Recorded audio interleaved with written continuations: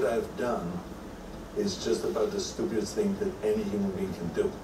Arnold, think you've heard his whole story? Well, wait till you hear this. I love Maria. She has been truly the only love that I've ever had. Tonight, Arnold Schwarzenegger, intensely honest.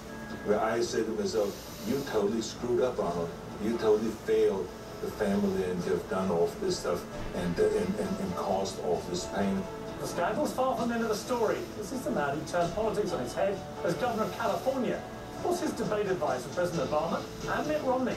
You've got to be able to look right into the screen and to communicate with the people. And what does Arnold Schwarzenegger want to hear from the candidates? How are they going to bring both of the parties together and compromise rather than getting stuck in the ideological corners?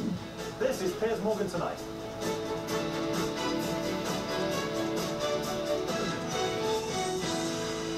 Our big story tonight, D-Day, debate day. It's just 24 hours away. President Obama and Mitt Romney are deep into their final debate preparations as the clock ticks down to the big event in Denver. Meanwhile, their top surrogates are out on the campaign trail. Paul Ryan speaking out for Romney in Iowa. A handful of states will determine this outcome. A handful of states will determine which way our country goes. So you not only have a huge responsibility, you have a tremendous opportunity. Meanwhile, Michelle Obama's been stumping for her husband, the president, in Ohio. This election will be even closer than the last one. That is the only guarantee. Understand that. Against that backdrop, I sat down with a man who shocked the political establishment, and he was elected governor of one of the biggest states in the Union. Arnold Schwarzenegger has always been bigger than life. When it all came crashing down, it happened in a very big way. I first interviewed him in the early 90s, and since then he has, of course, seen the end of his marriage to Maria Shriver and the end of his 2 terms as governor. He tells the story in graphic detail in his new book, Total Recall, and Arnold Schwarzenegger joins us now. Welcome. Thank you. I've been trying to imagine what it must have been like to be you for the last year. And the reason I imagine it is I saw you and Maria a few days before the balloon went up on this whole scandal. And you seemed very happy. I talked to both of you, and I've interviewed you many times over the years. And then since then, your whole life completely changed. You know, I wouldn't use the phrase self-imploded, but it must have felt like that a few times. What has it been like to be you in the last year? Well, you know, I always have been very successful in my professional life. And that's what the book is about, Total Recall. It's about this extraordinary immigrant story, coming here with nothing and, you know, getting to the point where I am, you know, being successful in bodybuilding and being successful in films and being successful in the political arena. And also at the same time I had a extraordinary personal life where everything was perfect. And so all of a sudden, from one day to the next, the personal life totally crashed, and I wiped out everything, you know, that I had. I mean, the thing that I cherished the most was my personal life, was my marriage, it was my family. I always thought that it was one of my greatest accomplishments. And then all of a sudden that was gone when all this became public with, you know, Mildred and Joseph and all that. And so now, you know, since that point, I've been struggling with that, and it has been very tough, because even though my professional life and my career and everything has continued, and I've made, you know, movies and all that since then, and speeches, and I've been very heavily involved in promoting the environment and so on. But you know, nothing is the same anymore, because, you know, my personal life has been, you know, destroyed, and so now and destroyed because of stupidity, of bad decision making, and you know, it was a huge failure on my part, and made a lot of people suffer because of that, and so that all of that is always on my mind. Have you been taken aback by the extremity of some of the reaction? People treating you almost like a sort of mass murderer. You know, how dare you commit this hideous crime when actually you did what, you know, millions of men have done. I mean, I'm not excusing it, defending it, anything. I'm just trying to put it into some kind of context, that at times you've been so battered by this. Have you felt it's been too much or not?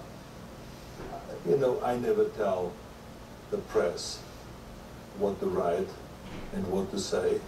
I mean, they do what they do, and I do what I do. And, you know, I think that it is my doing They didn't create the story. No one out there created the story. I created it. It's my doing. Now, I did not ever experience the severity that you just explained, but then again, you like to be a little bit over the top. That's okay. And you're probably not reading half of it, right? I'd imagine. I would say I don't read any of it. No. Well, I've been through a divorce. I've been fired from a high-profile job back in Britain. So I've been through very difficult times in my life. And the old cliche, you find out who your real friends are, I found to be completely true. That some people ran for the hills on both occasions. Others ran towards me to help when I least expected some of them to. How have you found it? And who's been the rocks, if you like, for you in this? I think that there's a tremendous amount of people that have shown great support, and then there's a lot of people that have let me know that they're disappointed, and that's perfectly fine, including my children that were disappointed in that action, and inevitably my wife was very disappointed, so it's my fault. There's no one else to blame for. I wouldn't even begin to start pointing a finger at anybody, because the reality of it is that I created it. I created my career and all of those kind of things, and the relationship and all of this, but I also screwed up badly, and I take the full blame for it. And the key thing now is to kind of like, figure out of how do I build all this back, and how do I gain the trust of the children again, and have a good relationship with the kids, which is so important to me. I love my kids dearly, and I love Maria. I mean, I love Maria. She has been truly the only love that I've ever had, and that's what is so beautiful about it. It's one thing if you have a situation like that and you say, well, I was ready to get out of this situation anyway, out of this marriage, but that's not the case. She was the most perfect wife, and she was extraordinary. You've hinted in some of the interviews you've given that you hope to get back with Maria, and in fact you've gone a bit further and said you believe that from her side this may also be something that she may wish. Do you think there is a good chance you could get back together? I cannot speak for Maria, it's just to speak for herself, but I can only tell you that I hope that eventually we can rebuild the relationship and that we will be together as one family. What people find most incomprehensible is that somebody as successful as you, somebody as rich as you, as politically motivated as you were at the time, would take such an extraordinary risk. But was it actually more complex? Was it that the risk you were taking seemed one of the safest risks you could take? That it was with somebody in your home who you could trust, who wouldn't tell anybody? Was it more that? I would say that it makes no difference. It makes no difference what was going through my mind at that time. It doesn't clean up the mess. It doesn't soften the blow to my family. I mean, what I've done is just about the stupidest thing that any human being can do. Did it feel like the reality? Did it feel like it at the time? Did you know what you were doing? Did you know the... No, because you always think, you don't think about the consequences, no. The book doesn't make clear whether this was a one-off or it happened more than once, it was a relationship. What was the reality of that? I think the book goes into the details of the whole thing, and I think that people, when they read it, they will get an understanding of what the whole thing was about, and that I leave it at that, because I think that I have talked about it enough, and every time I do talk about it, it causes pain to my children and all that, and I don't want to dwell on it. Yeah, I was going to ask you that. I mean, I've got 4 kids, and if I was in your position and had written a book about it, I can't imagine it's easy. Your relationship with them, you've already said, has been very difficult since this. I can't imagine this process helps that. I mean, it does prompt the question, why did you go into that kind of detail in the book? Because you have got the kids there, they are going to read, they're going to see the interviews.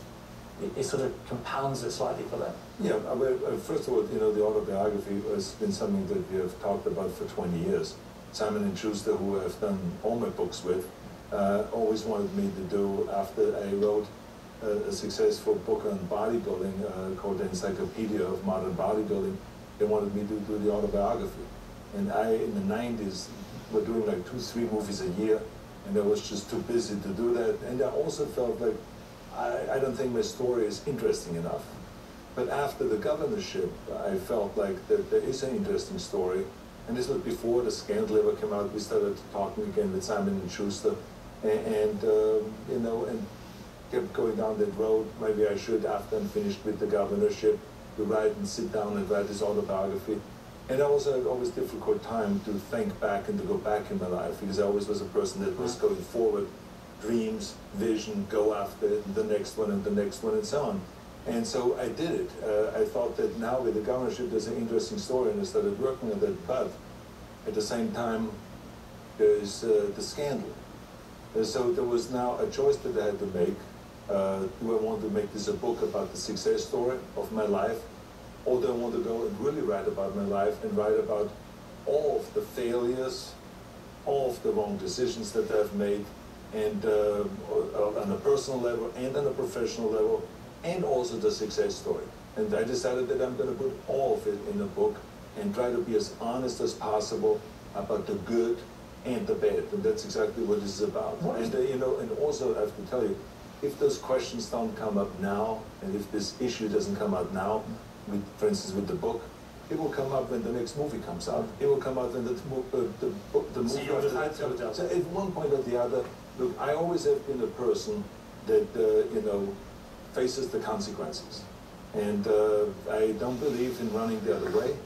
I don't believe in hiding. I don't believe in avoiding those questions and stuff like that. But at the same time, I would like to go and tell you every little minute detail.